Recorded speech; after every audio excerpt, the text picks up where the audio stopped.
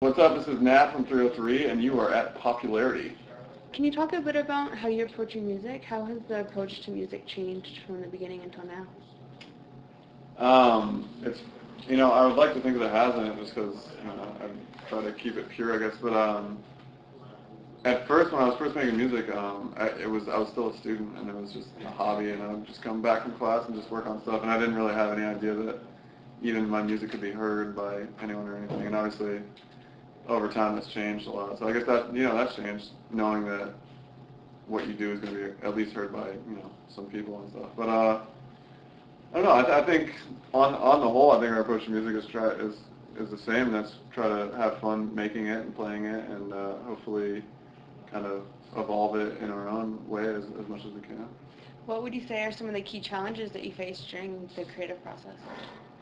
Um, I guess just that, just trying to do something new. I think a lot of times you try to you, we want to bring something new and evolve a sound in our own way, and yet also kind of stay in the vein of the things that are your band. You don't want to try to overreach too much. So I think it's trying to find that balance between doing what you know how to do and letting that come naturally, and also trying to progress and evolve. What would you say is the biggest thing that you learned about yourself during the creation of Sheets of Gold? Oof. Biggest thing I learned about myself, that I need sleep and I like having a regular schedule. So we actually, by the end of the album, we were working what I like to call dad hours in the studio. It's like, I think we were working like 10 to 7 or 8, rather than, you know, 2 in the afternoon until 3 in the morning. Can you talk a bit about some of the highs and the lows that you went through in recording? Yeah, I think some of the lows were towards the end of the recording process. We had been in the studio for the better part of 3 or 4 months, and so we were kind of burnt out, and so the amount of work that we were getting done every day was kind of like grinding, and that was slowing down. But and so that was tough. But I think some of the highs were writing songs. We wrote a song, Double Vision, towards the end of it, and in a couple days, and that was a really fun process. We wrote that with a couple of our friends, and so I don't know. That was kind of a very organic and very pain-free sort of a writing of a song, and so that was a lot of fun. Did any of the songs take a different direction than you initially maybe envisioned that they would take?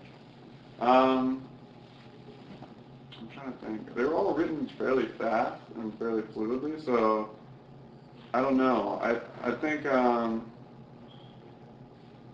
maybe Touching on Mine evolved a little bit. There's a song called Touching on Mine that we just wanted to kind of play with the notion of like censorship beats and kind of incorporate them into the melodic structure of a song. And I guess that kind of developed into more of like a rappy type song than we had initially planned. But I mean, I really liked it, so I guess I'm not complaining. Do songs grow Do they grow as you write them, or as after they're written and you keep performing it? I think they grow in a live sense for sure. Yeah, we try to. I coordinate all our live show and stuff too. And if you guys stick around to see the show tonight, there's a lot of like remixes and a lot of things that I try to do live to make the live show. I mean, obviously we have live instruments and stuff, and we're playing stuff on stage, but try to make it a little different than on the record, because at least for me, I like to see something a little bit different when I go to see a live show rather than just hearing the record. So they definitely go live, and then I think that, they do grow. I think a lot of times when you write, you sometimes, especially when you're writing, when you produce music, because we produce our own stuff too. So you kind of miss some of the intricacies that you have in there, and you can kind of delve in and see, and it happens more or less on different songs. What would you say are the most significant musical moments that have influenced your journey as an artist to where you are today? Most significant musical moments. Well, I think when I was in utero, my dad used to play guitar to me before I was born, so I'm sure that was very.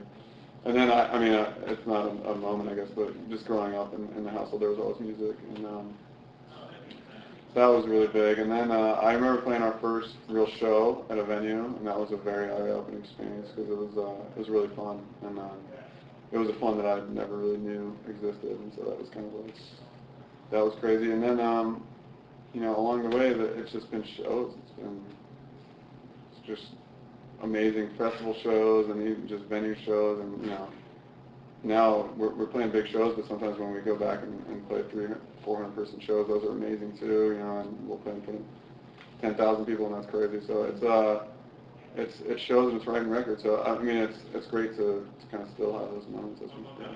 Can you describe your attraction to music?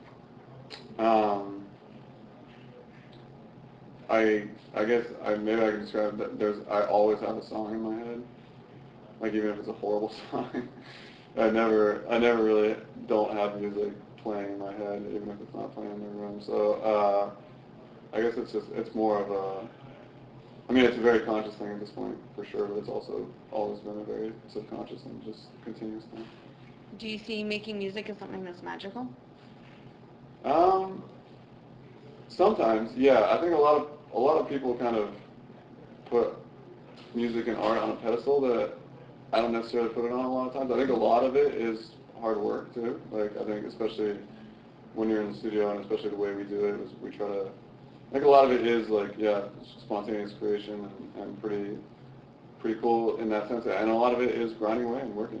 And I mean, you can write 40 songs and 30 of them might be shit, but 10 of them might be cool. And out of those 10, there might be one that's really cool. So. Making music is like organizing an accident. What do you think of that statement? I mean, I think it can be true in certain instances. Like in other instances, it's not necessarily. I think in the way I make music, that's not the case because it's a lot of programming and like playing to get a sample and then building upon that. So it's not necessarily like a bunch of live stuff playing at the same time, like coming together. So I'd say it's more coordinated and excellent. What do you find most challenging in music today?